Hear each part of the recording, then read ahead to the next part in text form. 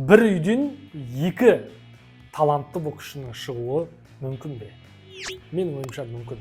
Сабырхан Төрехан жайлы сөйлесеміз.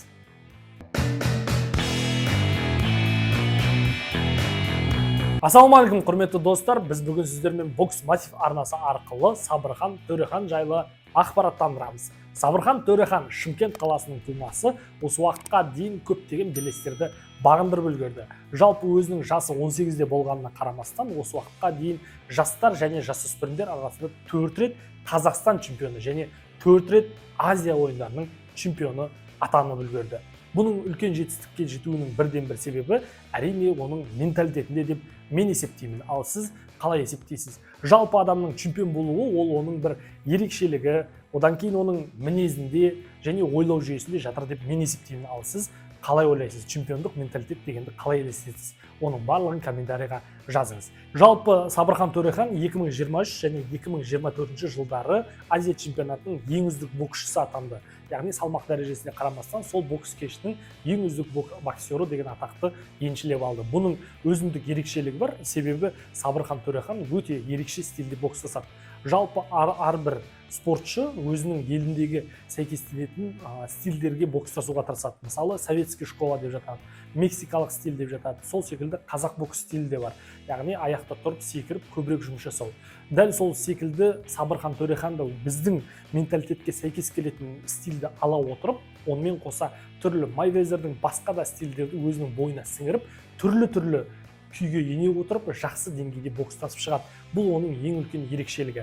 Яғни қарсыластың қателігін тез тауып, соған қарай стилін жылдамырақ өзгертіп үлгереді. Және осы арқылы ол қарқынды түрде шабуылдарын үдетіп, қарсыластың мысын басып тастайды. Осы арқылы үлкен жеңістерге қол жеткізіп отыр.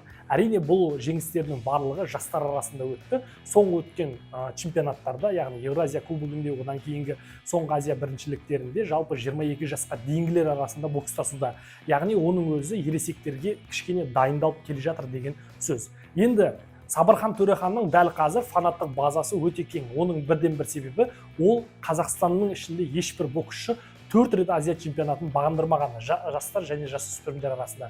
Оның алдындағы рекордты қойып тұрған ол әрине Сабырхан Махмуд. Ол жастар арасында 3 рет Азия чемпионы атанған екен. Және осыдан кейін енді мінекей оның орнын Сабырхан Төрехан басып отыр. Осылайша біз екі ағайындыларға үлкен сәттілік тілейміз. Жалпы Сабырхан Төреханның ең соңғы жеңісі ол Евразия кубогінде Ресей елінде өздеріңіз білесіздер, кішкене спорт дамымай қалып жатыр, даму үстінде емес, соғыс болуына байланысты олар көп жарыстарға шықпауда, бірақ соған қарамастан Евразия кубогіне шыққан еді. Сол кезде бірінші, екінші нөмірлі боксшылардың өзін Сабырхан Төрехан ұрып алды оның барлығын. Тіпті кейбіреуіне нокдаун беріп те үлгерді.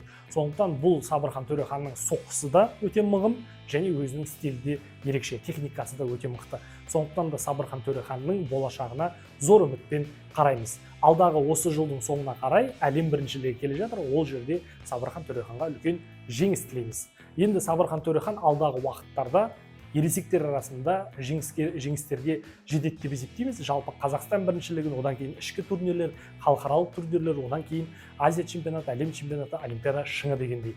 Енді жалпы өз басым алда 2028-ге дейін 4 жыл уақыт бар болғандықтан Сабырхан Төреханның салмағы алдағы уақытта тағы өсіп 71 келіге келеді деп есептеймін. Дәл қазір Абылайхан Жүсіповті немесе Аман Қонысбаевты жеңе алмауы мүмкін, бірақ алдағы 2 жылда жеңеді деген менің сенімім бар. Ал сіздер қалай ойлайсыздар? Оның барлығын комментарийға жазыңыздар. Дәл қазір Дулат Бекбауовтың өзін жеңеді дегенге кішкене сену қиындау.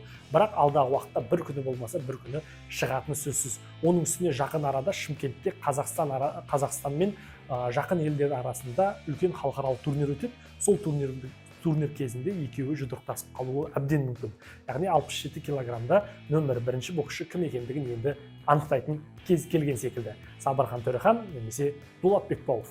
Жалпы алдағы уақытта, алдағы 2 жылда осы ересектер арасында 67 килограмм салмақта әлем чемпионатына, одан кейін Азия чемпионаттарына қатыса отырып, одан кейін 71 келіге көтеріле берсе болады деп өз басым ойлаймын. Сіздің ойыңыз қандай? Оның барлығын комментарийға жазыңыздар. Жалпы бұндай жас өреніміздің менталитеті өте мықты.